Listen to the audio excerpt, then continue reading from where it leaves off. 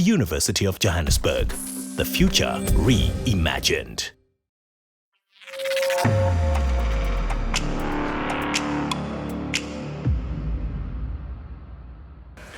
Good day, ladies and gentlemen, and welcome to this second podcast in our series on how UJ is really reimagining the future, and we're doing it today with my special guest, Prof. Umesh Ramnarain. He's from UJ's Department of Education, and he is the head of, is it the head or the director of the VAS Team Hub? Well, I'm the coordinator of the VAS Team Hub. The coordinator. So different titles for different units, and it's lovely having you here, Prof. We welcome you, and thanks so much for availing your time. So today we're going to be discussing the Metaverse and the technologies that enables the Metaverse, such as augmented reality and virtual reality. And with a special focus today on education, and especially your secondary school education. And Prof is a expert on field of how do we implement these technologies into our high schools. So Prof, perhaps can you give us a bit of an overview of the VAS Team Hub and what it is that VAS Team stands for? It's a pleasure to be here. Yeah, so VAS Team stands for Virtual Augmented Reality in STEM Education. So within STEM education, that is actually our core business within Faculty of Education, to train pre-service teachers within subjects related to STEM. So we realize that there is a need to empower our teachers in advanced learning technologies such as virtual augmented reality. So this is something now, which I think globally there's a great emphasis on such technologies and trying to understand what could be the role of technologies in supporting learners, more especially in subjects like mathematics and science, which traditionally are quite problematic subjects as we recognize. So as a result of that, we established the VAS Team Hub. It was launched last year, 4th of August. I think we had quite a successful launch. We had Prof. Impedi, the DVC academics, as our keynote speaker, and I think since then the VAS Team Hub certainly has grown from strength to strength. It has generated a lot of attention within the university itself and also the broader community outside of the university. Yeah. So just for the audience sake, STEM education, you're talking about the sciences, technology. So STEM is science, technology, engineering, and mathematics. Yes. All the hard subjects that we really need more experts in to drive forward the fourth industrial revolution here in South Africa. Yeah, unfortunately, these are subjects which are quite challenging for learners, especially at school, and I think also students at university. So the way in which we have positioned virtual augmented reality, it's maybe a strategic way in which we try to address some of the difficulties which kids have in learning of mathematics and science. I can maybe speak a little bit of science, because a lot of concepts and phenomena that kids encounter in the science classroom, they are quite abstract and somewhat removed from the experiences of learners. And of course, one way to do that is to engage them hands-on with experimental work. For example, using inquiry-based learning, which gives them an opportunity to investigate their ideas. I think one of the difficulties and issues which I have researched quite extensively, within the local context, is that kids come with these ideas, and these ideas develop as a result of their experiences, interactions which they have with people around them. But in a lot of the cases, teachers do not recognize these ideas and this knowledge which kids bring to the science classroom. Much of these ideas just pass under the radar, and the teacher wants to transmit knowledge to them, and the learning experience becomes not interactive enough with them. So we try to address this by practical work, but the situation in this country is that a very small percentage of schools actually have fully fitted laboratories. So one alternative supplement to that is to now look at experiences within virtual and augmented reality, and how can we use these experiences to better engage the learners. Yes, yes. With augmented and virtual reality, you don't get any depletion of lab supplies or breakages. Yes. So it becomes a renewable resource for students at schools. Yes, certainly. I think it's something which is more sustainable. I think you would have to make the initial investment, of course, in the technology, but I think in the long run you actually save, and you actually save on teaching time as well, and that's one of the big hindrances when it comes to practical work, because practical work does take up a lot of time, and teachers are very much driven to teaching towards the curriculum or teaching towards the test, and this is often what they say. Yes. But I think technology is one way in which we can circumvent that challenge that teachers have. Yeah, and like I said, it becomes a renewable resource, so you can use it over and over, and that's the amazing thing about technology. So let's go back to the Vast Theme Hub, and how did you originate this idea? Where did it come from? What was the inspiration? I would say it was largely inspired by a visit which I made to Singapore. I attended a conference in STEM education. And I met Professor Yi Kai at the conference, and we got talking, and we exchanged ideas on education in Singapore, education in South Africa, and he told me that 3 years prior to the conference he had established a facility in a very unique, architecturally innovative building which he called the Hive.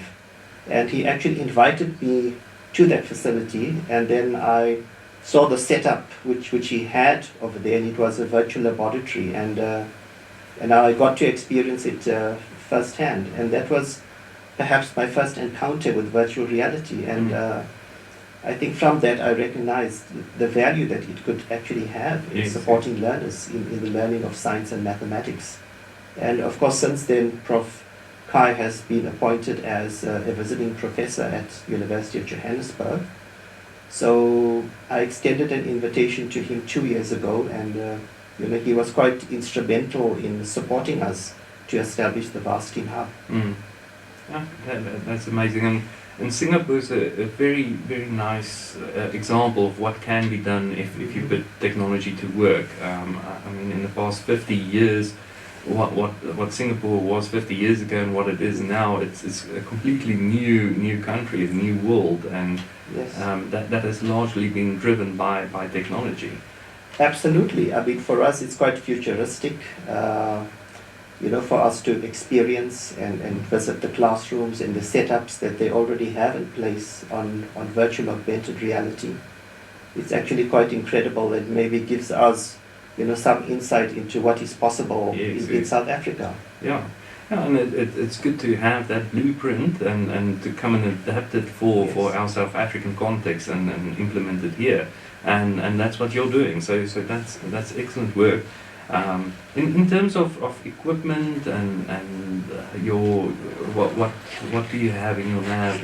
What can people expect when they arrange a visit?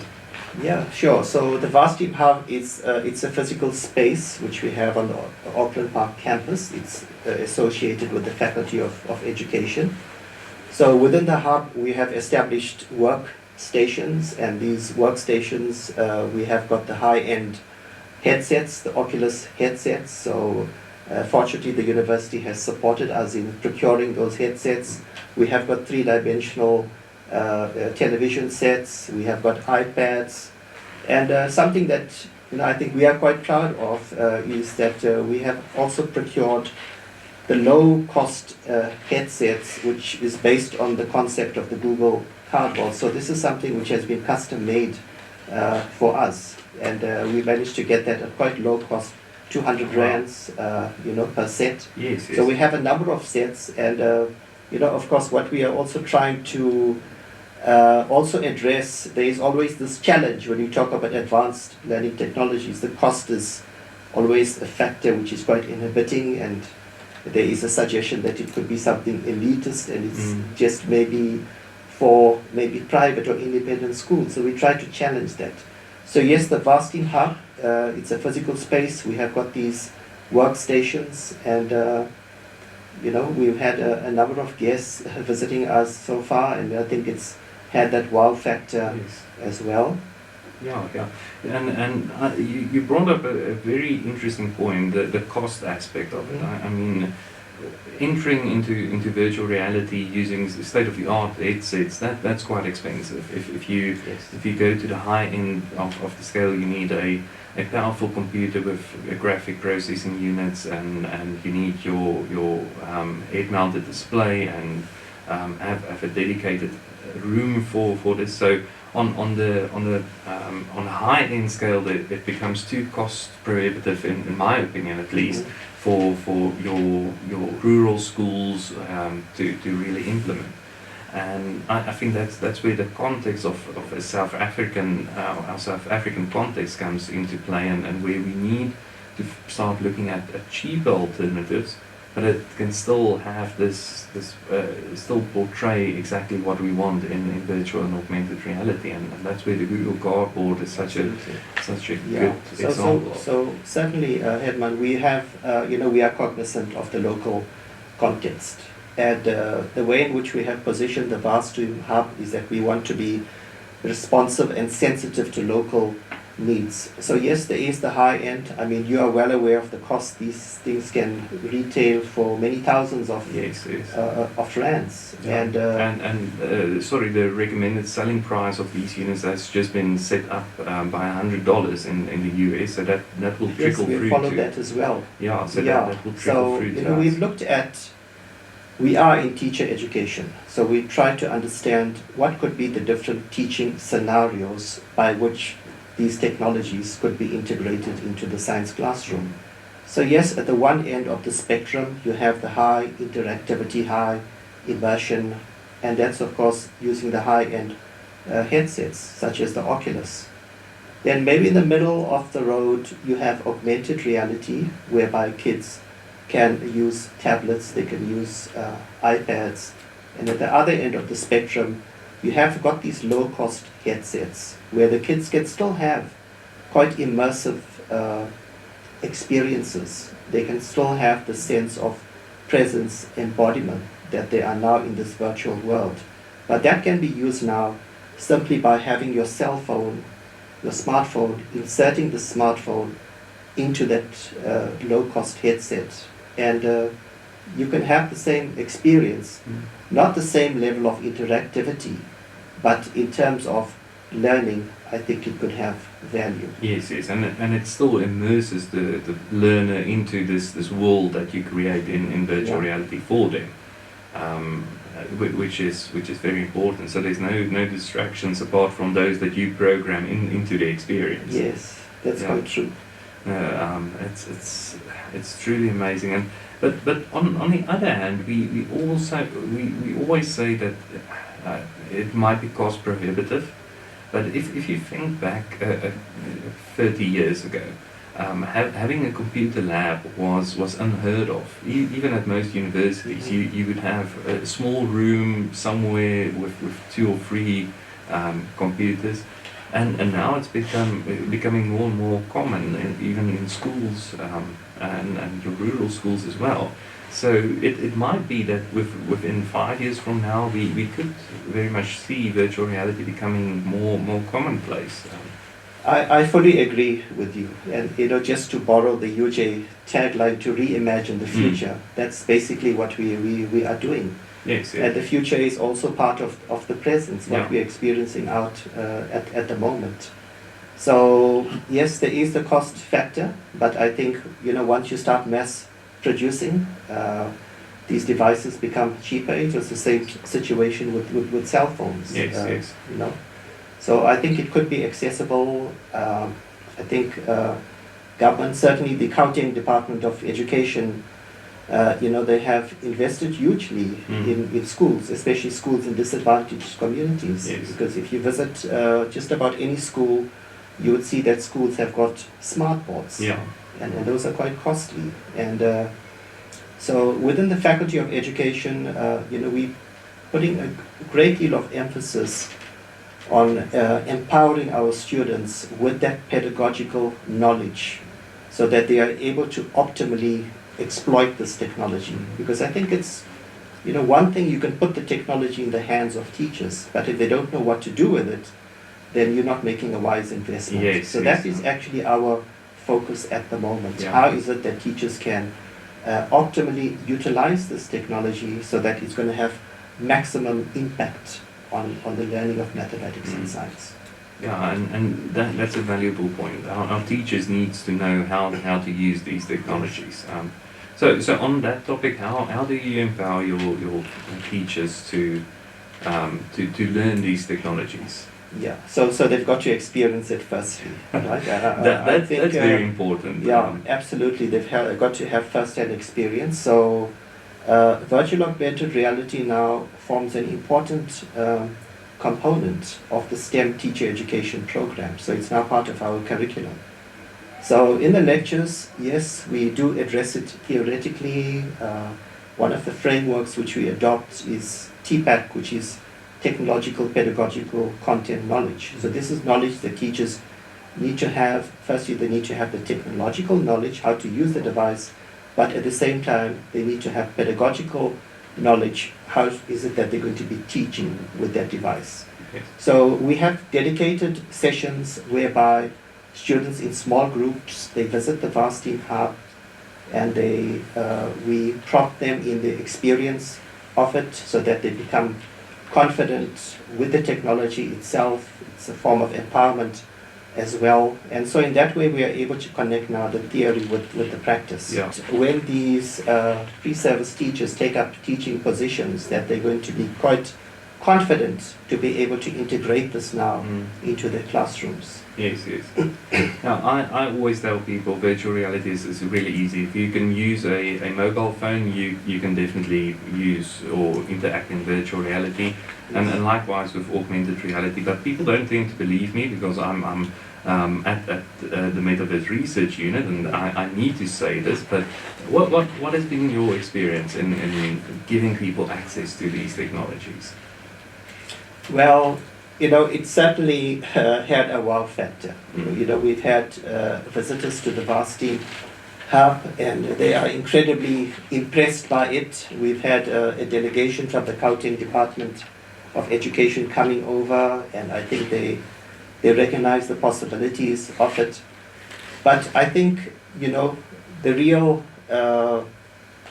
impression I get on what is the possibilities is when I look at our student teachers, and many of them have not experienced virtual reality before, and there is that fun element which is built into this technology, so that the learning experience is not just educational, but it also combines entertainment. Because as you know, Herman, virtual reality, where it actually the root of it is from gamification. Yes. That's an important feature of it. So I can maybe give you an example of an application that we use in life sciences teaching. It's called InCell. So it's actually a game, and the challenge there is that they've got to now defeat the viruses which are attacking the cell. So as you can see, it's something which is quite topical with regard to the coronavirus and the pandemic at the moment. So kids get into this virtual world, and it's developing gamification skills as well. So they get into the biological cell, they experience firsthand the structure of the cell, the organelles. The virtual reality enables them to navigate around these organelles. And have the enemy is the virus attacking. And then you've got to use your skills maneuvering to defeat the virus. Yes. It's a game, so there is scoring, there is some extrinsic motivation involved in that. But the bottom line is that learning happens. So traditionally, a biological cell is something which is quite abstract. And the way in which kids generally learn about it is through a diagram or maybe the teacher would show them a video. Yes, yes, But and, now- it's completely two-dimensional. It's And a two-dimensional depiction of it. But now you get to encounter, to immerse yourself into that virtual world of the cell. And some of the preliminary research which we have done so far at the VAST Team Hub, because yes, it's teacher education, but allied to teacher education is research, because we also want to understand what's the impact of this on research. And the results have been quite positive. The kids are certainly improving on the conceptual understanding. They are able to visualize concepts better. And of course, not forgetting the affective dimension, because it now stimulates interest because of that fun element. It's motivational as well. yes. So what we are learning here certainly is in sync with the other research which has been conducted globally. That's excellent. And giving learners the opportunity to experience these things in 3 dimensions, or you can even say 4 dimensions, because the time dimension comes in as well. It just opens up so many experiences that they can have. I remember my mathematics professor in the first year, when he had to discuss vectors in 3-dimensional space, he would take chalk and draw on a table, Yes. and then have his arm up like this, and then try and explain it. But if you've got virtual reality, you can go in and be part of this figure. So that's quite exciting. And do you have any other examples of applications that you're using currently at the VAST Team Hub, or that you've implemented in your research? Yes, maybe I should talk on the research. Yes, so, yes. Herman, you know that the vast majority of these applications, they can be freely downloaded. You can upload it onto your device. What we are trying to do as well, as part of our research agenda, we are trying to challenge this narrative that we have of Africa, that we are consumers, and we appropriate, but we don't develop, we don't create. So as part of one of the strategies of the VAST Team Hub is that we want to develop, we want to build these applications, and we want to create applications which are relevant to the local context, and especially to the cultural context. So we were successful in getting funding from the Technology Innovation Agency, and that was to build simulations in VR and AR, which was based on cultural knowledge. Now, we know that much of the indigenous knowledge, there is a scientific foundation to it, and that knowledge has been developed through trial and error, which is what we also do in science. In science, yes. Yeah, much of the science is done through trial and error. But unfortunately, that indigenous knowledge has not been documented. It has been passed from one generation to the next, but at the same time, it's been diluted. And the youth of today are not really aware of that historical indigenous knowledge. So we decided, yes, we want to address science, but at the same time, we want to make kids more aware of their cultural heritage. So the project is KAVAS, which is culturally anchored virtual and augmented reality simulations, and that is what we are doing. We are building simulations based on cultural knowledge. Yes, yes. So that is something which I'm quite proud of. I think we are now moving in the right trajectory, and we are challenging the rhetoric of us merely being consumers. Yes, yes. And we are developing something which is homegrown. Yeah, and keeping that indigenous knowledge going for future generations. That's very important. Yes. And we need to start telling our stories. And I'm very fortunate to be part of that project and to learn from you in terms Yes, of that. of course, you are an important partner in that as well. Yeah, so it's amazing telling African stories for African audiences and using this modern technology to do that. Are there any challenges that you've experienced in developing these experiences? So one of the big challenges is the skills. We certainly have a skills deficit when it comes to software development in this country. And as a result of that, in order for the project to be successful, we have had to partner with international universities. Yes. So, ideally we would want to contract our local programmers, but there's definitely a skills shortage in that area. Yeah, and that's something I've also seen in my research is the skills shortage is massive. I mean, it's a new technology, so we need to start empowering people to get involved in this. But what few know is that most of the software that you need to develop these type of experiences is available for free. And most of the tutorials you can teach yourself how to use these software, and you just need to invest the time.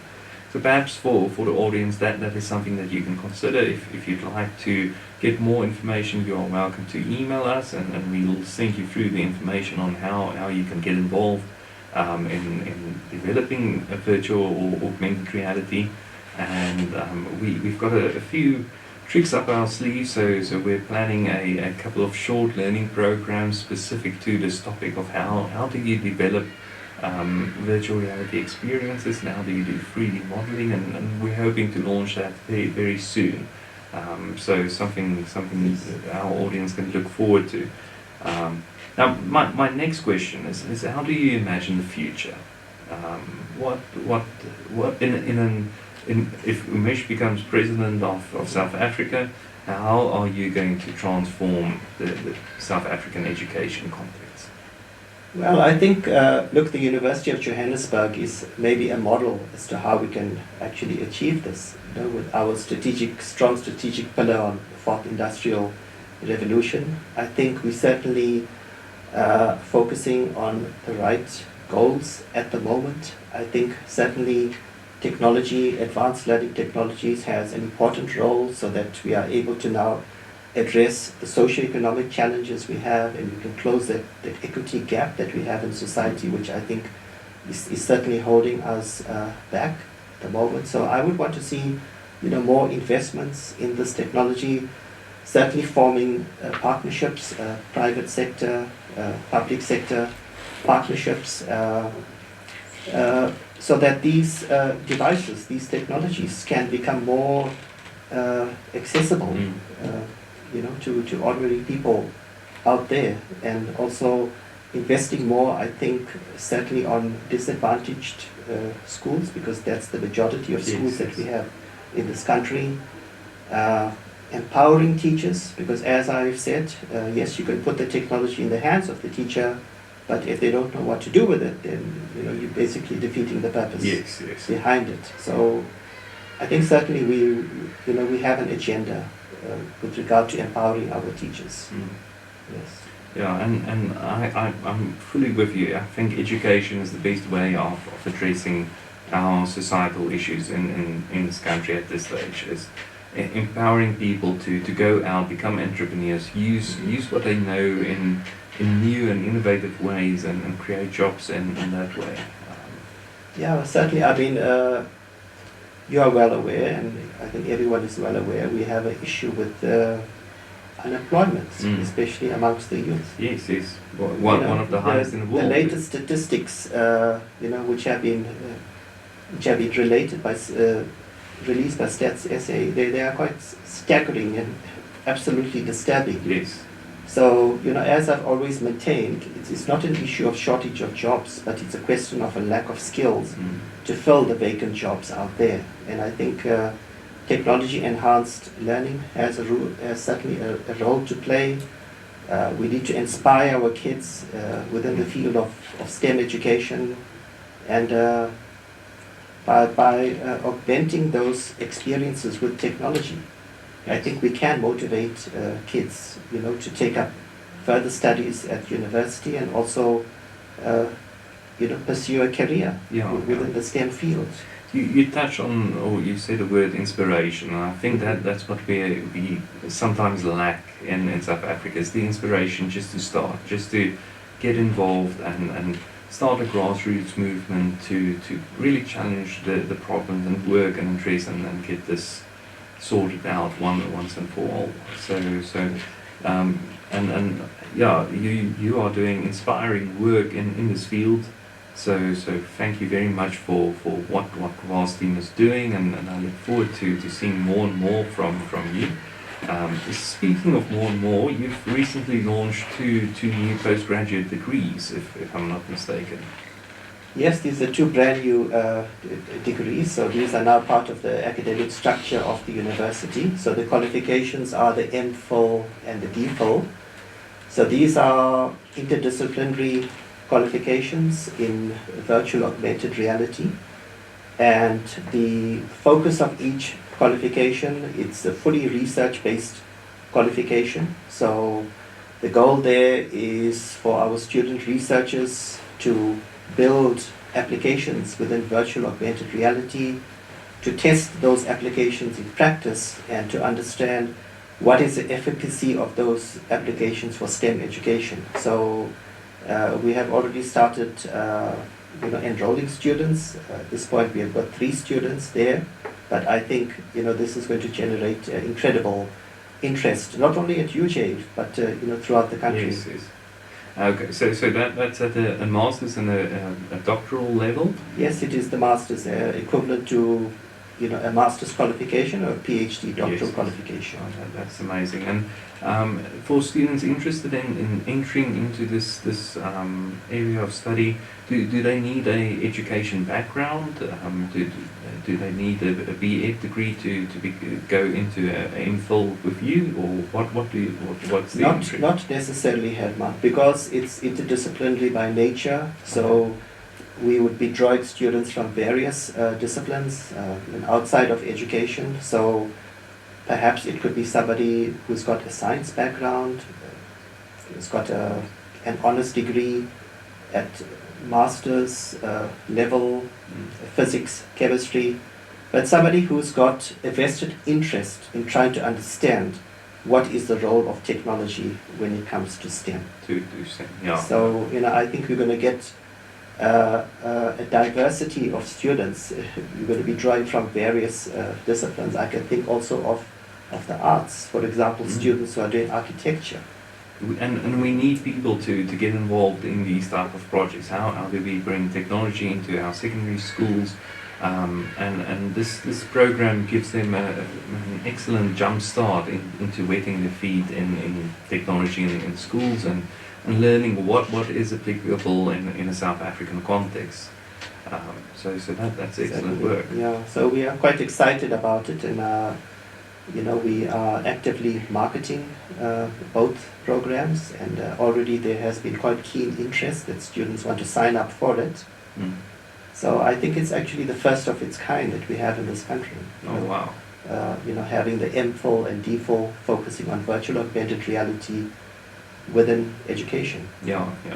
And transdisciplinary approach, that's very nice, because as you said, anyone from any walk of life with a vested interest can come and apply for these programs and really go out and make a change. Yes, certainly. Yeah, and it also gives a very nice entrepreneurial possibilities to candidates that finish these programs, because they'll be subject experts in the field of technology and STEM education. I think definitely, there's great commercialization potential, and this is one way in which we build up our entrepreneurs. Yes. Well, truly amazing stuff happening here at the Varsity Hub, and it was truly an honor having you as my guest. I really appreciate the time, and if anyone wants to contact you, are we allowed to share your email address at the bottom of the screen? Yes, most definitely. Okay. Yes, I'm willing to engage with people, and I think there are many like-minded people out there who have a similar passion for technology and trying to understand the potential that technology can play. Yes. And are you open to corporate sponsorships for the Vast Team Hub, or corporate partnerships? Let's rather rephrase it as partnerships, to get STEM education and technology and STEM education going in the country? Certainly, Herman. We look forward to that. I think there are potential partners out there, and like-minded people who have similar goals and similar aspirations. So we certainly welcome that, and to see how we can work together. Excellent, excellent. Well, keep on doing and pushing forward this wonderful theme of using technology in STEM education.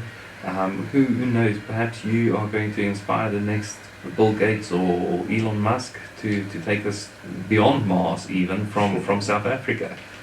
So Umesh, thank you very much for your time.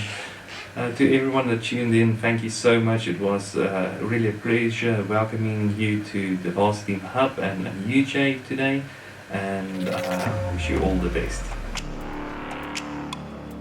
The University of Johannesburg, the future reimagined.